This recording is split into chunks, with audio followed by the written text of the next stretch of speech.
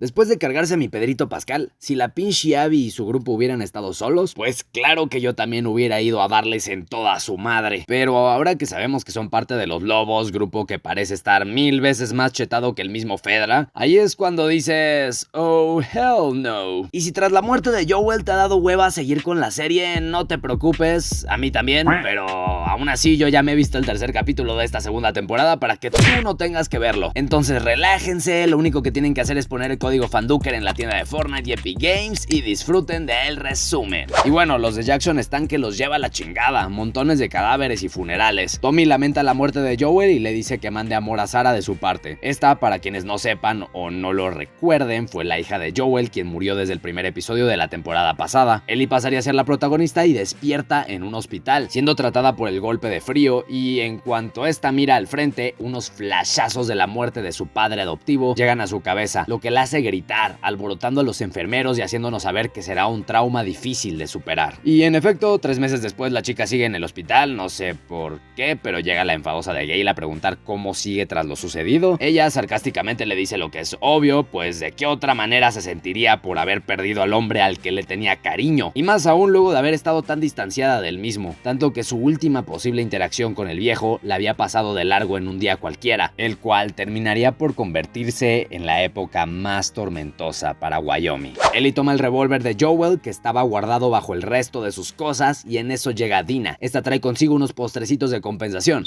¿Pero de qué? Resulta que la chava no había dicho la verdad del todo a la enfurecida, pues esta debía recuperarse antes de salir en búsqueda de los hijos de su maíz. La pelirroja se enoja al oír esto, pues habrían perdido tiempo y los del grupo podrían ya haber escapado, pero se tranquiliza un poco en cuanto Dina da los detalles, desde los nombres de los integrantes hasta en dónde dicen que vivían. Además, la amiga no le diría a nadie más por nada del mundo antes de haber hablado con Ellie. La chica, consumida por la sed de venganza, pregunta específicamente por la chava con trenzas. Dina le dice el nombre, Abby, y Ellie repite el mismo con una mirada amenazadora. ¿Será que estas dos terminen siendo rivales características en la serie? No lo sé, a mí esa carita me dice un poco que sí. La chica solo buscaría venganza a partir de ahora, y es obvio, a lo que van con Tommy y le proponen salir a buscar a los bastardos. Este menciona que es muy pronto todavía y que primero deben ponerlo en decisión del consejo. Posterior a esto, se nos introduce a un grupo que camina en dirección contraria a algún tipo de peligro, sin rumbo definido. Un padre habla con su hija sobre una tal profeta que guía las creencias de este segmento de personas y supuestamente los haría seguir el camino correcto, lejos de la guerra. O no, o nada, ya que en un momento dado donde mencionan que los tales lobos los están cazando, se esconden en los matorrales para que no los encuentren. Pero ¿será esto suficiente o terminarán papeados próximamente? No lo sabemos, pero volvemos con Ellie, quien practica con furia en un saco de boxeo, probablemente para cuando se encuentre con Abby cara a cara. Y a Jesse lo han aceptado como un nuevo miembro del consejo, aunque no sería muy bueno esto, pues dice a la Vengadora en su cara que no votará por ella, ya que nadie apoya a una persona que solo está molesta. Aquello hace reflexionar a Ellie y esta se pondría más que preparada para la reunión decisiva.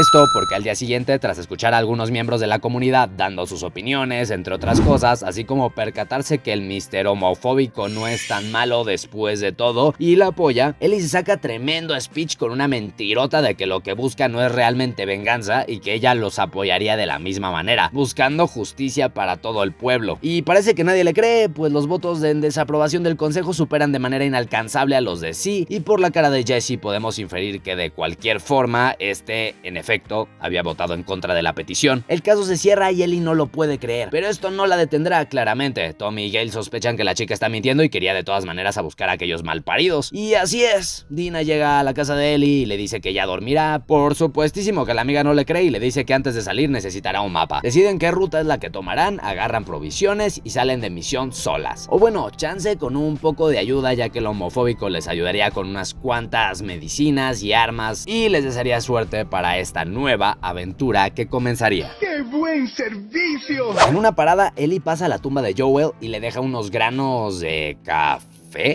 Ok. Eso es raro. Quiero pensar que fue por el hecho de que a este le gustaba mucho este tipo de bebida. Y sí, sigo concordando con la chava que esa madre huele a excremento quemado. No me juzguen. En fin, siguen su camino, pero la lluvia las interrumpe. Deben pasar la noche en una tienda de campaña improvisada donde Dina decide hablar un poco sobre el beso que se habían dado. Le pide a Ellie que le ponga un rating y esta le da un sólido 6, que random, ¿no? A su vez, la chiviada niega sentir algo por la guapa morenaza, diciendo que solo fue un beso de peda y demás. demás, y hablan sobre su relación con Jessie, la cual maybe involucraría cierta toxicidad de por medio, pues Dina le dice que ya habían vuelto, cuando claramente habían dicho que no iban a volver. Esto nos muestra un poco la inmadurez de Dina, la cual se complementa con la manera de actuar de Ellie, la cual prácticamente se basa en atacar sin plan estratégico, por pura rabia, vaya. De esta manera sabemos que Dina ahora sería quien le ayudaría a pensar más las cosas, siendo de cierta forma la parte cuerda de la relación, o de la amistad, no sé cómo llamarle. A la mañana siguiente, la pelirroja le cuenta a su amiga sobre la vez que tuvo que matar a aquel hombre para salvar a Joel en la anterior temporada. En eso se encuentran al grupo que habíamos visto minutos antes, aunque eliminados en el bosque.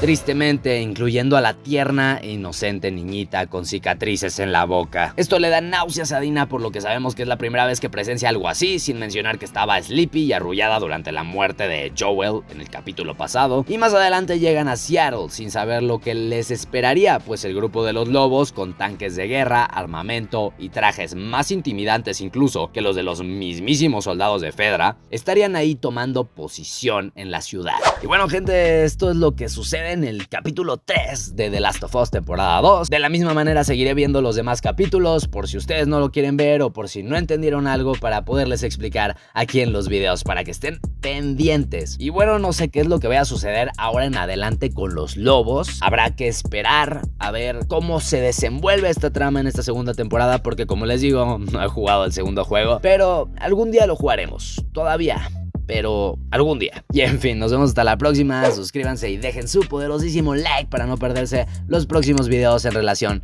con esta serie de The Last of Us temporada 2. Nos vemos hasta la próxima. Bye, bye.